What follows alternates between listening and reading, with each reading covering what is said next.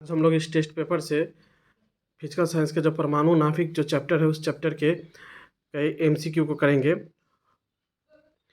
इसके अतिरिक्त जो जो बहुत महत्वपूर्ण जो सवाल है इस चैप्टर के उसका भी एमसीक्यू मैं करवा रहा हूँ। पहला सवाल देखिए, अल्फा किरण की समानता होती है। तो अल्फा किरण में 2 प्रोटॉन तथा 2 न्यूट्रॉन होते हैं। तो ये जो हीलियम जो है, ये हीलियम के जो द्रव्यमान संख्या 4 है और परमाणु संख्या 2 है। तो परमाणु संख्या 2 है मतलब प्रोटॉन संख्या 2 है, और इस द्रव्यमान में से ये परमाणु संख्या घटने से न्यूट्रॉन संख्या 2 है। तो यहाँ देख रहे हैं हम लोग जे हीलियम में 2 प्रोटॉन और 2 न्यूट्रॉन है। तो यही जो है अल्फा किरण की समानता जो होती है वो हीलियम नाभिक से होती है। कारण देखिए, अल्फा कण में 2 प्रोटॉन तथा 2 न्यूट्रॉन होती है। तो यहाँ पे भी हम लोग देख लिए जो हीलियम के नाभिक में 2 प्रोटॉन और 2 न्यूट्रॉन है, इसलिए अल्फा किरण की समानता जो होती है हीलियम नाभिक से होती है। बहुत महत्वपूर्ण सवाल है। अब देखिए दूसरा नंबर सवाल, अल्फा कण वास्तव में अभी आपको बताएं जो हीलियम के जो ये न्यूक्लियेट जो है, जैसे मतलब न्यूक्लियेट किसे कहा जाता है, किसी तत्व के परमाणु को जब द्रव्यमान संख्या और परमाणु संख्या से अगर दर्शाया जाता है तो उसको न्यूक्लियेट कहा जाता है। तो ये हीलियम के न्यूक्लियेट है। तो अल्फा कण वास्तव में ये नंबर होगा, हीलियम के न्यूक्लियेट हो गए। अल्फा कण में उपस्थित है, अभी अभी आप लोगों को मैंने बताया जे अल्फा कण में 2 प्रोटॉन और 2 न्यूट्रॉन होते हैं। तो इसका ऑप्शन भी सही है। ये 4 नंबर और ये 5 नंबर बहुत महत्वपूर्ण सवाल है और इसको आप थोड़ा ध्यान से देखिएगा। निम्न में से कौन सा अल्फा बीटा तथा गामा किरणों की रासायनिक क्षमता का सही क्रम है? एक बात याद रखिएगा, इसको अल्फा बीटा गामा इस क्रम को आप याद रखिएगा, ठीक है? ऐसा नहीं कि अल्फा बीच में गामा होगा बीटा ऐसा नहीं, आप इस क्रम को याद रखिएगा, अल्फा बीटा गामा। तो यहाँ कह रहा है जो इसमें जो आयनिक क्षमता के क्रम अनुसार आपको समझाना है। तो यहाँ पे देखिए याद रखिएगा, जो सबसे ज़्यादा आयनिक क्षमता जो होती है वो अल्फा का होती है, उससे कम बीटा का, उससे कम गामा का। तो ये आंसर हो जाएगा जो ए होगा। ये बहुत महत्वपूर्ण सवाल है।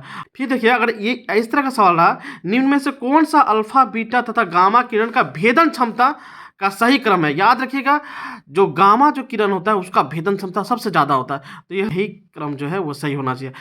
देखिए, अल्फा बीटा गामा इस तरह का क्रम होना चाहिए, ठीक है? और गामा जो है सबसे ज़्यादा भेदन क्षमता होता है, तो यही ऑप्शन हो जाएगा। और इसमें जो है 4 नंबर में किसका आयनिक क्षमता ज़्यादा होता है, तो देखिएगा अल्फा का सबसे ज़्यादा है। तो और ये अल्फा बीटा गामा इस क्रम को याद रखिएगा, और सबसे ज़्यादा अल्फा का होता है, तो इस पर आप टिक कर दीजिएगा। ये भी बहुत इंपॉर्टेंट है, ये परीक्षा के साथ साथ जो है कॉम्पिटिटिव एग्जाम के लिए भी बहुत इंपॉर्टेंट है। सूर्य और तारों में ऊर्जा का स्रोत क्या है? तो याद रखिएगा नाभिकीय संलयन प्रतिक्रिया। तो इसको आप इस तरह से याद रखिएगा, सूर्य का दंतस्व है और तारा तो है, सूर्य भी एक तारा ही है। तो ये सूर्य का दंतस्व, तो नाभिक संलयन का जो दंतस्व जो है, तो यही आपका ऑप्शन हो जाना चाहिए, ठीक है?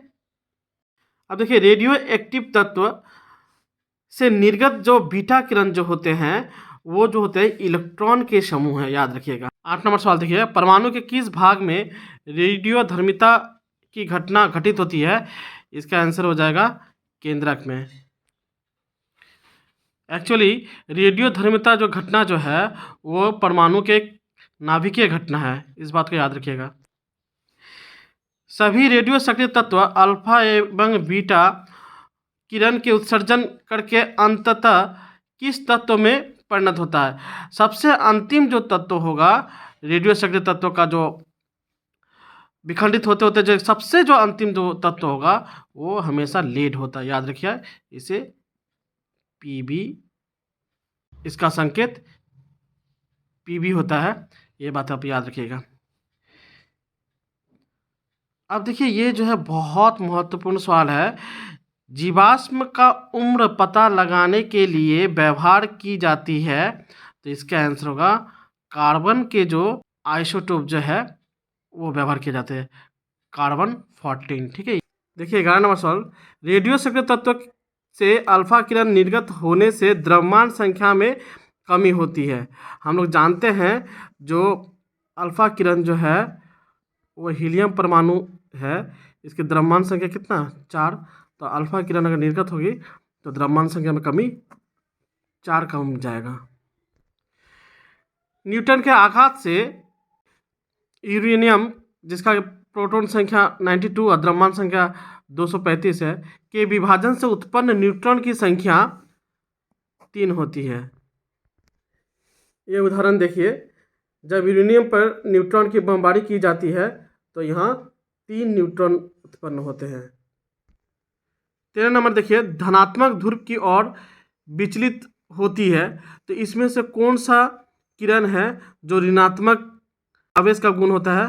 तो हम लोग जानते हैं अल्फा जो होता है वो धनात्मक आवेश का होता है, बीटा जो होता है ऋणात्मक आवेश का होता है, और गामा जो है इसमें कोई आवेश नहीं होता, तो ये बीटा होगा।